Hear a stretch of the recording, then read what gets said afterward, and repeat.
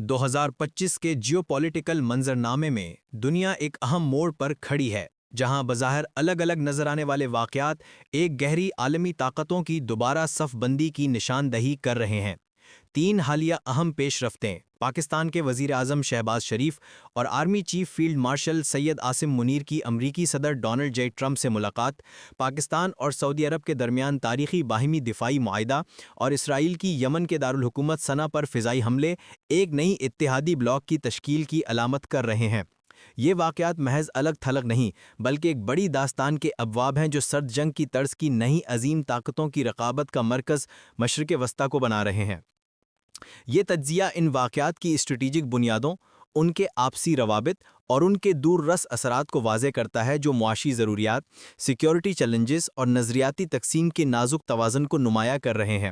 اس تناظر میں حالیہ پیش رفتیں جیسے ایران کے خلاف امریکہ کی حمایت یافتہ کارروائیاں اور سعودی عرب کی امریکہ سے متنوع سیکیورٹی اختیارات کی تلاش اس بلاک کی تشکیل کو مزید تقویت بخش رہی ہیں، جو ایران، روس اور چین کے اتحاد کے مقابلے میں ایک متوازن جواب کے طور پر ابھر رہی ہے۔ اس بلاک کی بنیادوں میں سنی شیعہ تقسیم بھی ایک اہم عنصر ہے، جہاں سعودی عرب کی سنی وہابی شناخت اور پاکستان کی سنی اکثریت یعنی 85 سے 90%، ایران کی شیعہ قیادت اور حوثیوں کی زیدی شیعہ تحریک کے مقابلے میں ایک قدرتی اتحاد تشکیل دے رہی ہے، جو علاقائی تنازعات کو مزید پیچیدہ بنا رہی ہے۔ امریکہ پاکستان تعلقات کی بحالی معاشی ضروریات کے تناظر میں اسٹریٹجک تبدیلی کے طور پر 25 ستمبر 2025 کو وائٹ ہاؤس میں صدر ٹرمپ، وزیر اعظم شریف اور فیلڈ مارشل منیر کے درمیان ہونے والی ملاقات امریکہ پاکستان تعلقات میں ایک اہم بحالی کی نشاندہی کرتی ہے، جو انسداد دہشت گردی اور علاقائی اثر و رسوخ پر باہمی الزامات کے باعث سرد مہری کا شکار رہے تھے۔ یہ ملاقات محض سفارتی رسمیات نہیں، بلکہ ایک حساب کتاب شدہ اسٹریٹجک دوبارہ صف بندی ہے، جو باہمی مفادات پر مبنی ہے۔ پاکستان، جو طویل معاشی بحرانوں، تباہ کن سیلابوں اور سفارتی تنہائی کا شکار ہے، کے لیے یہ دوبارہ رابطہ ایک لائف لائن کی حیثیت رکھتا ہے۔ چین پاکستان اقتصادی راہداری کے ذریعے چین سے قربت نے عارضی سہارا فراہم کیا، تاہم اتحادیوں کی تنوع پاکستان کی پائیدار بحالی کے لیے ناگزیر ہے۔ امریکہ ٹرمپ کی دوبارہ قیادت میں جنوبی ایشیا میں اپنے قدم جمانے کی کوشش کر رہا ہے، جہاں پاکستان کو چین کے اہم معدنیات کی سپلائی چینز، خاص طور پر بلوچستان میں نایاب زمینی عناصر جیسے نیوڈیمیم اور پریسیوڈیمیم پر قابو پانے اور افغانستان میں جہادی نیٹ ورکس کے خلاف انسداد دہشت گردی کارروائیوں کے لیے قدرتی شریک دار کے طور پر دیکھا جا رہا ہے۔ تاریخی طور پر امریکہ پاکستان تعلقات 15 اگست 1947 سے قائم ہوئے، جب امریکہ نے پاکستان کی آزادی کے فوراً بعد سفارتی تعلقات استوار کیے۔ سرد جنگ کے دوران 1954 کا سیکیورٹی معاہدہ ایک سنگ میل تھا، جس کے تحت 1953 سے 1961 تک تقریباً $2 ارب کی امداد فراہم کی گئی، جن میں سے ایک چوتھائی فوجی امداد تھی۔ 9/11 کے بعد 2001 سے 2020 تک امریکہ نے پاکستان کو $10.7 ارب سے زائد کی امداد دی، جو اسٹریٹجک مفادات کی منطق کو ظاہر کرتی ہے۔ تجزیاتی طور پر یہ رابطہ ایک حقیقت پسندانہ حساب کتاب کی عکاسی کرتا ہے کہ پاکستان ممکنہ مالی پیکیجز، ٹیرف کمیوں اور تکنیکی تعاون تک رسائی حاصل کر سکتا ہے، جبکہ امریکہ پاکستان کی فوجی طاقت اور جغرافیائی پوزیشن کا استعمال کرتے ہوئے بھارت کی بڑھتی ہوئی اسٹریٹجک آزادی اور روس اور چین سے اس کی قربت کے خلاف ہیج کر سکتا ہے۔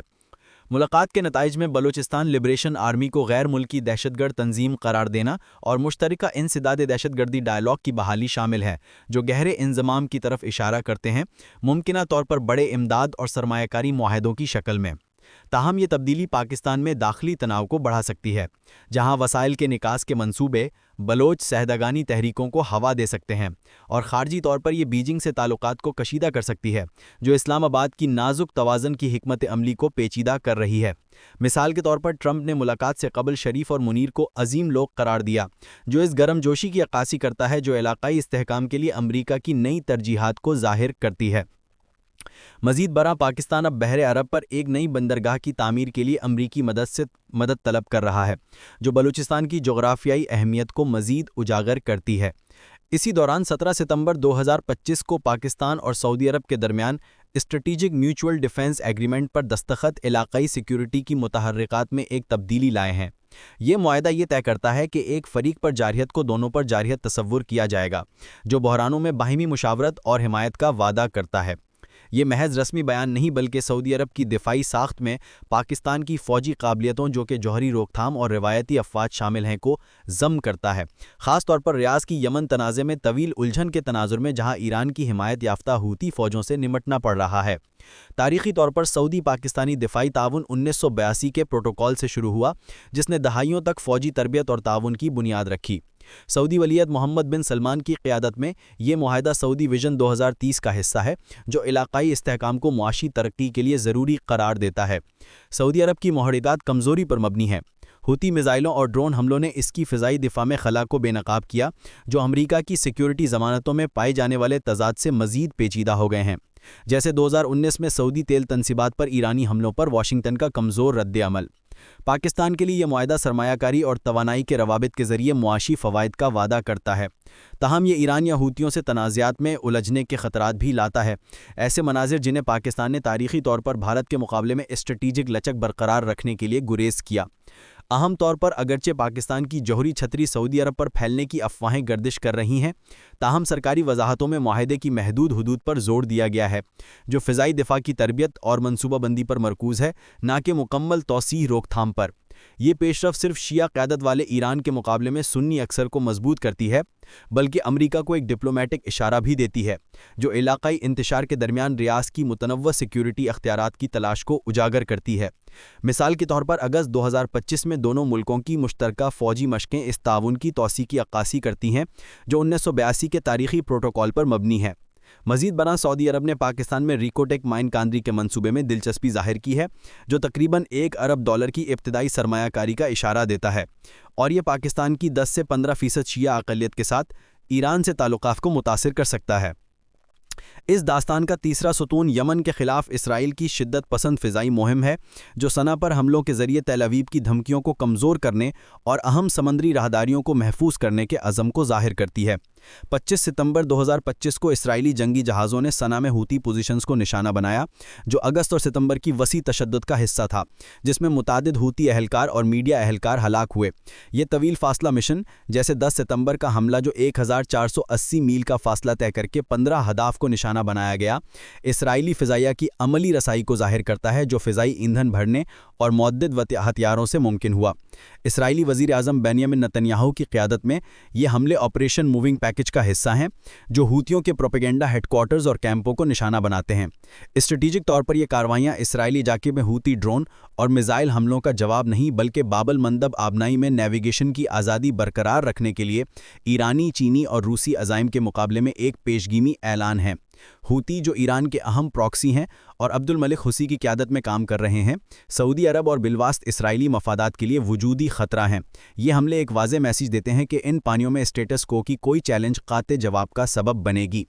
مثال کے طور پر 10 ستمبر کے حملے میں کم از کم 35 لوگ ہلاک ہوئے جو ہوتیوں کی قابلیت کو کمزور کرنے کی اسرائیلی حکمت عملی کو ظاہر کرتی ہے جو حالیہ مہینوں میں شدت اختیار کر گئی ہے۔ یمن کی خانہ جنگی 2014 میں شروع ہوئی جب ہوتیوں نے صنعا پر قبضہ کیا اور 2015 میں سعودی مداخلت نے اسے شدت دی۔ ایران کی اسلامی انقلابی کور نے ہوتیوں کو 2009 سے حمایت دے رہی ہے جو 2024 سے پایا ہوا 2025 میں 190 سے زائد حملوں کا باعث بنی۔ ان واقعات کو جوڑ کر دیکھیں تو اتحاد کی تشکیل کا ایک متحرک نمونہ سامنے آتا ہے۔ امریکہ پاکستان کی بحالی، معاشی اور سیکیورٹی ترغیبات سے تقویت یافتہ سعودی پاکستانی معاہدے سے مل کر امریکہ، سعودی عرب، پاکستان اور بالواسط اسرائیل پر مشتمل ایک بلاک بناتی ہے۔ یہ ابھرتی ہوئی بلاک ایران، روس اور چین کے اتحاد کو روکنے کی جانب مرکوز ہے جو شام، یمن اور یوکرین میں پہلے سے ہی فعال ہیں۔ صنعا حملے خاص طور پر ایرانی پراکسیز کو مختل کرتے ہیں جو اس نئی اتحادی کے مفادات کو محفوظ رکھتے ہیں جبکہ بحرۂ عرب میں کشش کو بڑھاتے ہیں۔ یہ تقسیم 20ویں صدی کی سرد جنگ کی نظریاتی اور اسٹریٹجک تقسیم کی یاد دلاتی ہے جہاں مشرق وسطی مرکزی میدان ہے۔ معاشی باہمی نثار پارائے، توانائی کی فراہمی اور معدنی ریسورسز داؤ کو بڑھاتے ہیں جو علاقے کو ہائبرڈ جنگ کا مرکز بناتے ہیں جہاں پراکسی تنازعات، سائبر آپریشنز اور معاشی پابندیاں روایتی ملٹری پوزیشننگ سے ملتے ہیں۔ مزید برآں یہ معاہدہ امریکہ کی زیر قیادت سیکیورٹی ڈھانچے نے بڑھتے ہوئے عدم اعتماد کو ظاہر کرتا ہے جو عرب پیٹرو اسٹیٹس کو پاکستان جیسی متنوع پارٹنرشپس کی طرف دھکیل رہا ہے۔ مثال کے طور پر سعودی عرب نے 2023 میں پاکستان کو $5 ارب کا ڈپازٹ دیا جو اب نئی انویسٹمنٹس کی شکل اختیار کر رہا ہے۔ پاکستان کے لیے یہ محرکات ایک گہرا امتحان ہے۔ امریکہ اور سعودی پارٹنرشپس کے ذریعے معاشی استحکام کی کشش کو ایران اور چین سے الگ ہونے کے خطرات کے مقابلے میں تولنا ہوگا، جو بارڈر تشدد یا معاشی جوابی کارروائیوں کو دعوت دے سکتے ہیں۔ باہمی دفاعی معاہدہ شارٹ ٹرم میں فائدہ مند ہے، تاہم پاکستان کے مالی وسائل اور داخلی استحکام کو دباؤ میں ڈال سکتا ہے، خاص طور پر پختون علاقوں میں افغان سرحد کے قریب تناؤ کو مد نظر رکھتے ہوئے۔ قومی طور پر پاکستان کو خود مختار مفادات کو ترجیح دینی چاہیے، یقینی بناتے ہوئے کہ بیرونی اتحاد اس کی ایجنسی کو عظیم طاقتوں کی چالوں کا شکار نہ بنائے۔ غلوبی طور پر یہ دوبارہ صف بندی مزید انتشار کی پیشن گوئی کرتی ہے۔ مشرق وسطیٰ جو یمن، خلیج اور جنوبی ایشیا پر محیط ہے، پراکسی فور جنگوں کا میدان بن سکتا ہے، جس کے اثرات غلوبی سپلائی چینز، توانائی کی قیمتوں اور جوہری پھیلاؤ پر پڑیں گے۔ جو جیو پولیٹیکل نقشے پر حدود دوبارہ کھینچی جا رہی ہیں، نئے تنازعات کے بیچ بوئے جا رہے ہیں، جو پالیسی سازوں کو اس کثیر القطبی میدان میں دور اندیشی اور تحمل سے نیویگیٹ کرنے پر مجبور کر رہے ہیں۔ خلاصہ یہ کہ ان واقعات کا سنگم انٹرنیشنل تعلقات میں ایک ٹیکٹونک تبدیلی کو اجاگر کرتا ہے، جہاں اتحاد محض دفاع کے لیے نہیں بلکہ متقابلہ غلوب کے دور میں غلوب کے لیے تشکیل پاتے ہیں۔ دنیا کو اس ارتقاء پر توجہ دینی چاہیے، ورنہ مشرق وسطیٰ کی ابھلتی ہوئی کششیں غلوبی پیمانے کی آگ بھڑکا سکتی ہیں۔